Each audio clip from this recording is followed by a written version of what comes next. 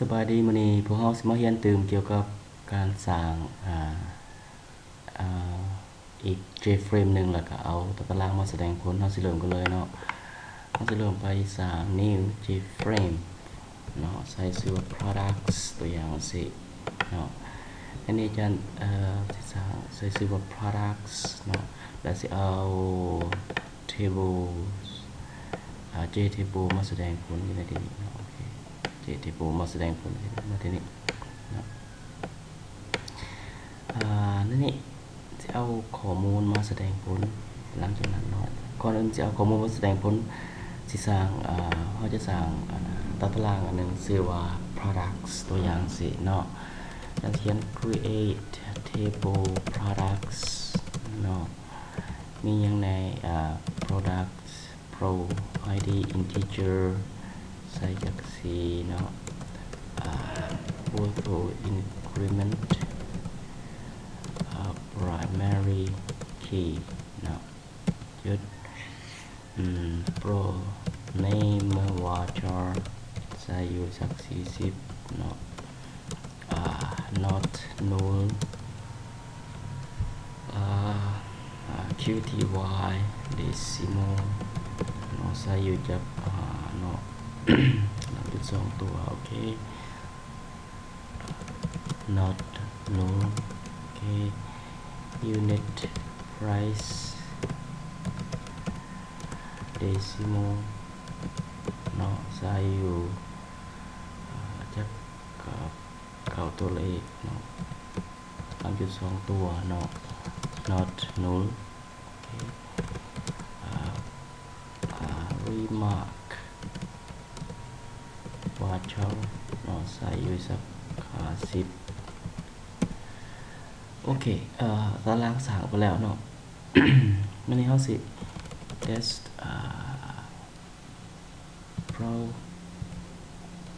products เขาสิได้ตารางตัวนี้มาเนาะวันนี้ต่อไปเขาสิมา insert ข้อมูลเข้าไปในตารางตัวนี้เนาะก็จะได้ง่ายๆเลยเพราะว่าเขาเคยเขียนสร้างฟอร์ม insert แล้วแหละเนาะ insert เลยโอเคinsert into products not values อันนั้นจะว่าให้มันเพิ่มขึ้นอัตโนมัติแล้วไม่จำเป็นต้อง insert ก็ได้เนาะ pro id เนาะโอเค pro name เขาจะใส่อย่างดีตัวอย่างว่า Samsung TV 15สิตัวอย่างสิเนาะราคาอยู่หน่วย10ล้านหน่วยแสนล้านโอเคจำนวนอยู่สัก30หน่วย10พันหมื่นแสนล้านโอเคremark ตัวอย่างมาบอกว่าเป็น new products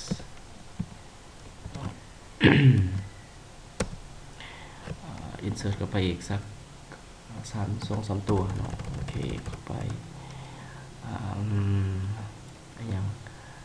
laptop computer HP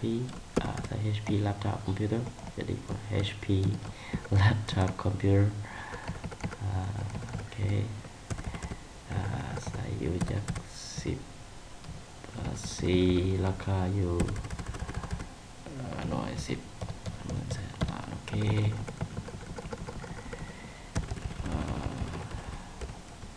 year 2012โอเคinsert อีกใส่จากตัวหนึ่งเนาะบอกว่า Toshiba fan โอเคสีราคาอยู่หน่วย10พันหมื่นแสนโอเคyear 2000สิโอเคโอเค select from products ที่เรา select เสร็จเราจะมีได้ products ขึ้นมาสิปกติเราสามารถสร้างฟอร์ม insert เอาเนาะเพื่ออยาก practice หลายๆกับตัวลองเอาเนาะโอเคตอนนี้เราจะไปหาเกี่ยวกับเอาข้อมูลมาแสดงอย่างนี้หลังจากที่เราสร้างมาแล้ว insert ข้อมูลไปแล้วเนาะโอเคก่อนอื่นเราสิเขียนอย่างนี้เราเข้าไปหาตัวนี้เนาะเราได้ source เข้าไปหา source เนาะอย่างที่ต้องเขียน import อย่างกันโอเคสูตรกันทั้งหลายหนึ่งสิเราเห็น Java SQL โอเคเอามาทั้งหมดเลยโอเค import Java X Swing เอามาทั้งหมดเลยโอเค import อย่าง net Botanit SQL ตัวนี้เกี่ยวกับตารางเนาะโอเคจะ import อยู่ใน3ตัวจากนั้นเราจะสร้างเหมือนเดิมเนาะสร้างดึงเอาข้อมูล connection เป็น con เท่ากับ null โอเคprepare statement เป็น statement เท่ากับ null โอเค result set เนาะ oops สลับwhere's that result set เนาะเป็น os ตัวอย่าง null โอเคจากนั้นจะดึงเอาข้อมูลมาจากเขียนอย่างผิด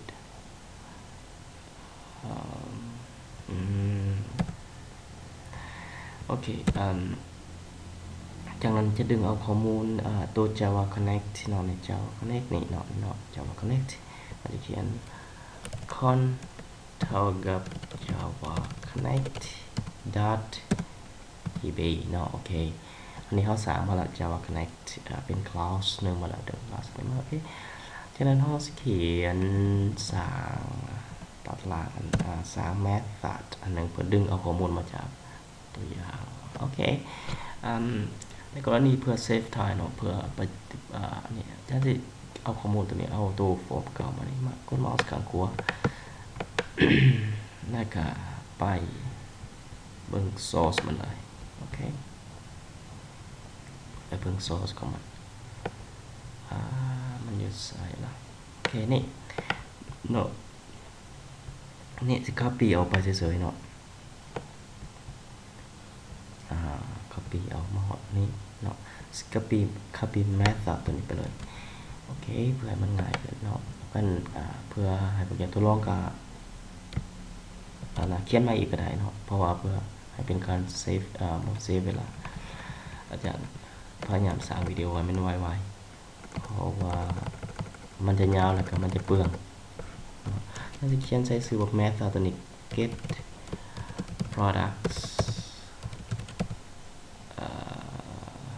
ใช้แบบ product info เก็บ get product info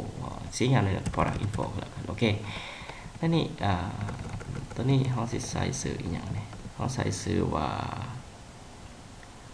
table ตัวนี้เขายังพอในใส่สื่อเนาะโอเคเขาไปหาดีไซน์ขึ้นโอเคเขาบอกว่าตัวนี้โอเคจะเป็น table 1โอเค get products สื่อใส่สื่อแบบนี้เนาะ